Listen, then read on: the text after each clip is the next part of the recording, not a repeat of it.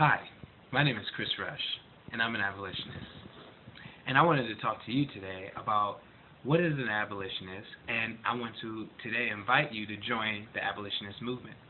Now, in a serious tone, I'm going to use my real voice, as I've been growing in this passion to see abortion ended, I realized that there's a difference between what I'm walking in and what other people who say they're pro-life walking in. And the difference is that there's a lot of difference, and I think that the difference is seen, and we could put it in two titles: being pro-life and being an abolitionist. And the reason, a lot of times when we think about being pro-life, people who are pro-life is mainly simply a moral opinion, and not really anything more than that at sometimes.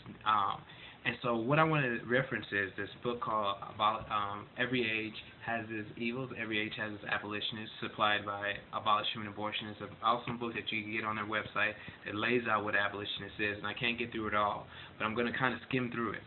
Now, as you know, that slavery used to be legal in this nation and other nations, and it didn't become illegal, and I understand slavery is still legal in parts of the world, and sex trafficking is happening and stuff, which is illegal.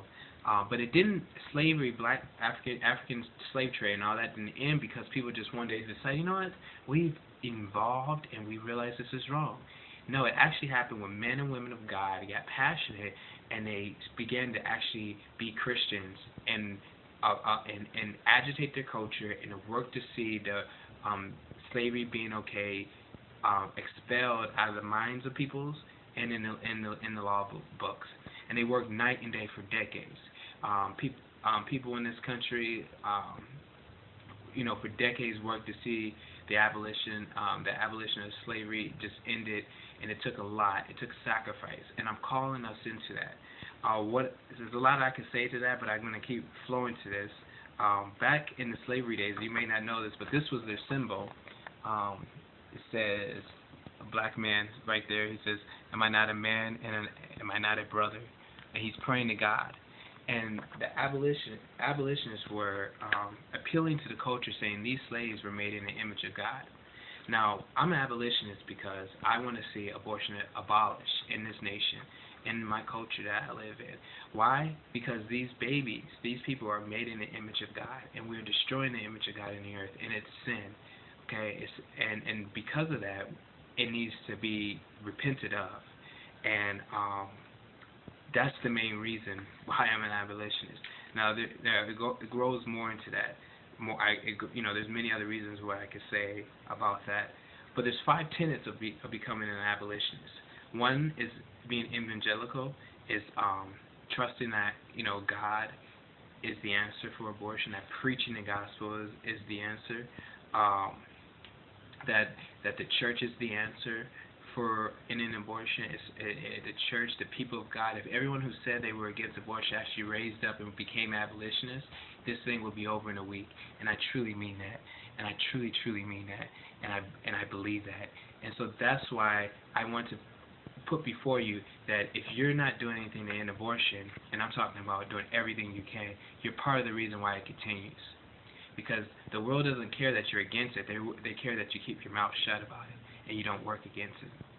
And the Bible says that the gates of hell shall not prevail against the church. I've never seen gates attack me, but it's the church prevailing against the gates, and we need to begin to prevail against the gates of abortion. So becoming an abolitionist is first trusting in the of God. It's also engaging in your culture, exposing the evils. Waking up the apathetic church, waking up apathetic people, I've had apathy and I've repented of it. I'm repenting all the time for my apathy. It's going out, changing the culture in all the ways. It's also assistance, helping people in tough situations, being people who are out there at the abortion mills, trying to help the women, at the women's health clinics, giving their lives to this information. To help them out of the choice of killing their child. Now, I want to tell you, becoming an abolitionist is crazy, because the abolition of slavery were called fanatics, and they were told to keep their theology and their morality to themselves. Thank God they didn't. And I'm asking that we don't. And so really what I'm calling us into is a higher calling that God is beginning to say this. Really, I'm calling Christians into become abolitionists, but I'm actually calling you to be a Christian. That what does our Christianity look like in a culture that kills its children? And that is a question that should eat you up. What does your Christianity look like right now in a culture that kills thousands of babies daily?